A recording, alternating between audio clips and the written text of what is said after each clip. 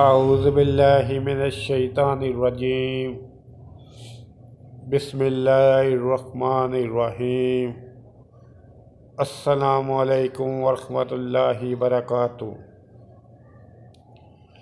آج کی ویڈیو میں ہم 5 احادیث جانیں گے، وہ کون سی ہیں جو ہم نے خود بھی یاد کرنی ہے اور اس کو دوسروں تک بھی پہنچانی ہے، کیونکہ دین کی بات پھیلانا بھی صدقہ جاریہ ہے۔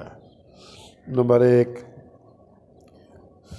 سنن ابن ماجہ کی حدیث نمبر 3830 ہے۔ ربی تقبل توباتی واغسل حوباتی وآجب وقدی قلبی۔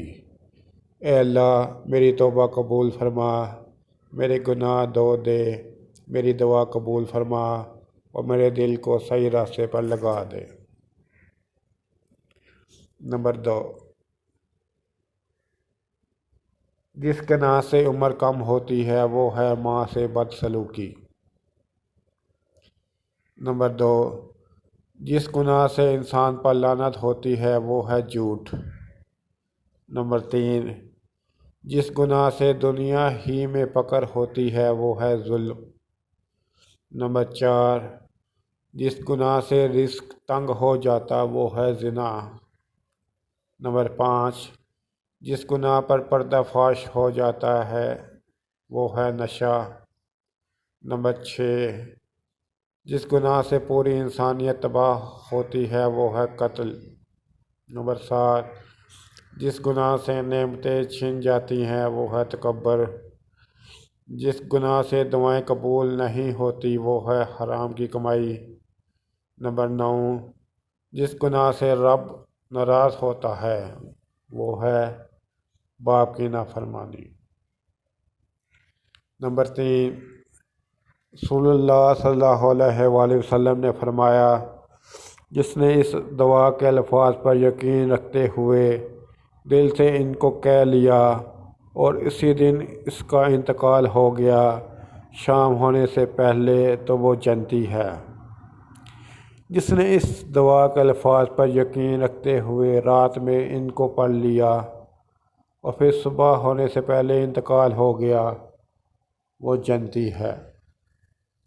اللہم انت ربی لا الہ الا انت خلقتانی وانا عبدک وانا علی عہدک ووعدک ما استطعت اعوذ بک من شر ما صنعت ابوء لک بنعمتک علی ابوء لک بذنبی واغفر لی فإنہ لا یغفر الذنوب الا انت۔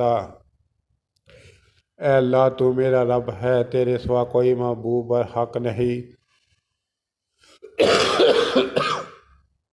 تو نے مجھے پیدا کیا اور میں تیرا بندہ ہوں، اور میں اپنی طاقت کے مطابق تیرے عہد و وعدے پر کاربند ہوں۔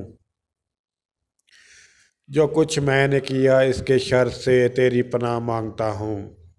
مجھے اپنے اوپر تیری نعمت کا اقرار ہے اور مجھے اپنے گناہ کا اقرار ہے، تو مجھے معاف کر دے، یقیناً تیرے سوا گناہوں کو معاف کرنے والا کوئی نہیں۔ صحیح بخاری کی حدیث نمبر 6306 ہے۔ نمبر 4، دین کی سمجھ کی عظمت کا بیان۔ سیدنا ابن عباس رضی اللہ عنہ کہتے ہیں، میں سیدہ میمونہ رضی اللہ عنہ کے گھر میں تھا تو میں نے نبی کریم صلی اللہ علیہ وآلہ وسلم کے لیے وضو کا پانی رکھا۔ آپ صلی اللہ علیہ وآلہ وسلم نے پوچھا، یہ کس نے رکھا ہے؟ کسی نے کہا ابن عباس رضی اللہ عنہ نے۔ تو آپ صلی اللہ علیہ وآلہ وسلم نے میرے کندھے پر ہاتھ رکھا اور فرمایا، اے اللہ، اس کو دین میں سمجھ عطا فرما، اس کو قرآن و حدیث کی تاویل و تفسیر سکھا دے۔ نمبر 5، جمعہ کے دن لوگوں کی گردنیں پھلانگنے والا یوں ہے جیسے وہ آگ میں اپنی آنتیں گھسیٹ رہا ہو۔ حضرت عمار بن سعد رحمۃ اللہ علیہ بیان کرتے ہیں، حضرت عثمان بن عزق رحمۃ اللہ علیہ جمعے کے دن ہمارے پاس مسجد میں تشریف لائے۔ امام خطبہ دے رہے تھے کہ وہ آگے آنے کی بجائے مسجد میں پیچھے ہی بیٹھ گئے۔ ہم نے ان سے کہا، اللہ تعالیٰ آپ پر رحم کرے، اگر آپ ہم تک پہنچ جاتے تو یہ آپ کے لیے زیادہ نرمی کی بات ہوتی۔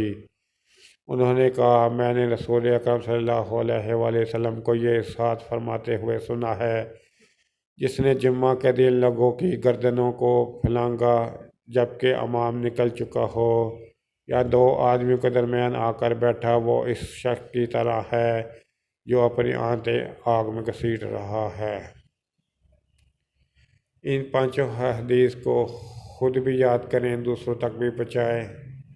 دین کی بات پھیلانا صدقہ جاریہ ہے۔ اس کے علاوہ میرے یوٹیوب چینل جاسم نوکیہ کو سبسکرائب کریں، اپنے دوستوں سے بھی سبسکرائب کرائیں تاکہ میری حوصلہ افزائی ہو سکے اور میں زیادہ سے زیادہ ویڈیو اپلوڈ کر سکوں۔ السلام علیکم ورحمۃ اللہ وبرکاتہ۔